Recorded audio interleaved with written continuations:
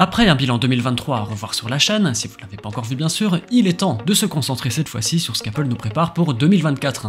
Quelles nouveautés nous attendent cette année? Je ne veux pas trop en dire, mais je pense qu'on aura le droit à de belles surprises, et ce, assez tôt dans l'année. Allez, j'en dis pas plus, voyons ça ensemble. Sans plus tarder, commençons déjà avec les MacBook Air. Totalement redesignés en 2022, ils n'ont depuis jamais été mis à jour, et ce malgré l'arrivée en cours de route d'une version 15 pouces dans la gamme. L'année pourrait donc rapidement commencer avec une mise à jour très simpliste des MacBook Air pour qu'ils puissent enfin profiter des joies de la puce M3. Même son de cloche pour l'iPad, Apple se réveillerait enfin pour prendre conscience que sa tablette existe encore, et elle en profiterait pour apporter des évolutions assez significative, autant pour l'iPad Air que pour le Pro. Pour le Air déjà, Apple s'inspirait de ce qu'elle a déjà fait avec les MacBook Air, c'est-à-dire sortir une déclinaison plus grande de 12,9 pouces pour offrir plus de choix aux clients qui veulent un iPad avec un grand écran, mais qui ne veulent pas forcément mettre un bras dans un iPad Pro de 13 pouces. Au niveau du processeur, l'actuel M1 pourrait laisser sa place à un M2, oui, un M3, pour se différencier de l'iPad Pro, les deux étant devenus assez proches au fil des années, ce serait un argument commercial de moins pour le R. Concernant le Pro cette fois, vous l'avez deviné, il devrait sans surprise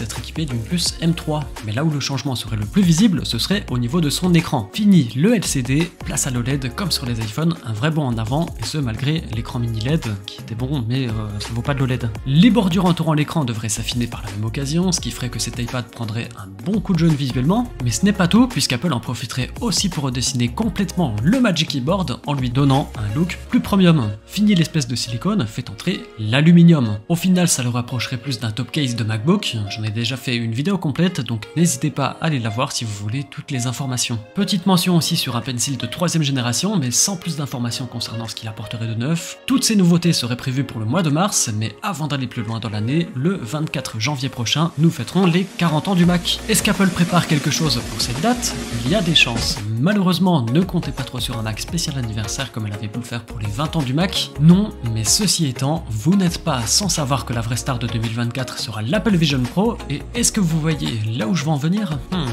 Quoi de mieux qu'une date aussi symbolique pour la marque que de faire un keynote à ce moment pour présenter les derniers détails sur son casque avant sa commercialisation. C'est une hypothèse qui me plaît bien, marquant bien le changement d'air et le passage de relais entre l'informatique conventionnelle et l'informatique spatiale. Théorie crédible, vous pensez? Avant de poursuivre, revenons rapidement en mars, puisqu'un séisme dans l'écosystème Apple va avoir lieu. Ça mérite donc d'y jeter un petit coup d'œil, non? Je vous avais déjà parlé du DMA et du DSA dans une ancienne vidéo, mais pour vous la faire simple, ce sont des règlements européens visant à réguler les services et les produits sur notre continent, ce qui a par exemple obligé Apple à passer les iPhones en USB-C. Cette fois, c'est au niveau logiciel qu'Apple va devoir se conformer. Et là, les changements vont peut-être considérablement modifier votre façon d'utiliser un iPhone. Vous ne serez par exemple plus obligé de passer par l'App Store pour télécharger des apps. Vous pourrez le faire depuis Safari ou depuis d'autres boutiques d'applications. La puce NFC ne sera plus réservée à Apple Pay, etc., etc. Je referai peut-être une vidéo sur le sujet car depuis, certaines choses ont évolué. Au printemps, le paysage reprend des couleurs, tout comme les nouvelles versions des systèmes d'exploitation de nos devices.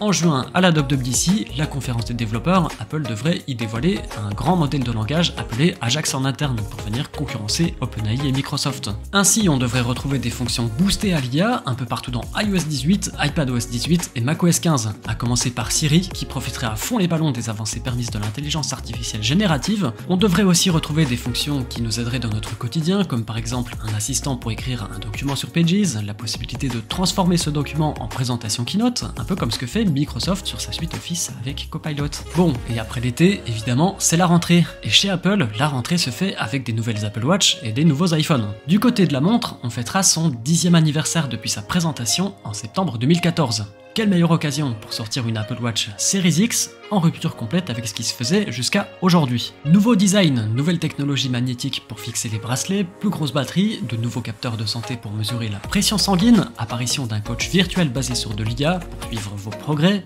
Les changements seraient assez conséquents. Après des années de stagnation, toutes ces nouveautés seront les bienvenues. Pour l'iPhone 16 et 16 Pro, sachez qu'ils vont manger de la soupe tout l'hiver. Quel rapport? Tout simplement que la taille de leurs écrans passerait de respectivement 6,1 et 6,7 pouces à 6,3 et 6,9 pouces. Ouais, ça commence à faire grand, ouais. Souvenez-vous aussi à l'époque des rumeurs sur les iPhone 15 Pro, il se disait que les boutons volume et le bouton action allaient devenir capacitifs, c'est-à-dire sans clic mécanique. Mais faute de tests concluants, le projet a été avorté pour les 15 Pro mais serait bien de retour pour les 16 Pro. On aura sûrement l'occasion d'en reparler. Évidemment, l'appareil photo sera lui amélioré et le capteur tétraprisme permettant d'avoir un zoom optique x5 réservé pour le moment à l'iPhone 15 Pro Max ferait son apparition sur le 15 Pro classique. Et c'est à peu près tout.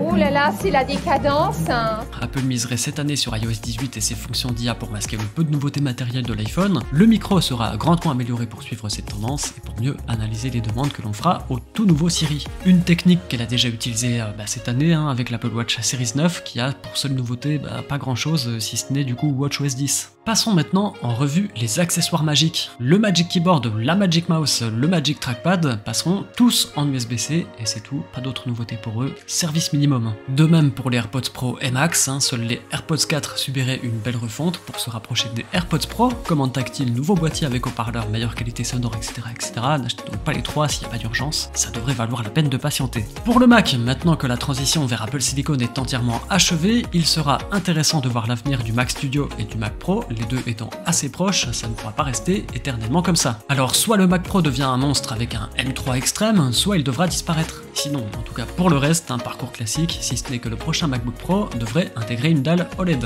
Cette année 2024 s'annonce assez excitante, surtout pour enfin découvrir l'Apple Vision Pro qui reste assez mystérieux pour le moment. Qu'est-ce que vous attendez le plus de votre côté? Merci d'avoir regardé cette vidéo jusqu'au bout, j'espère qu'elle vous a plu, si c'est le cas vous connaissez, pouce bleu et abonnez-vous, pour le soutien c'est toujours un plaisir. Passez de bonnes fêtes de fin d'année et profitez bien de vos vacances, on se dit nous à la prochaine, ciao!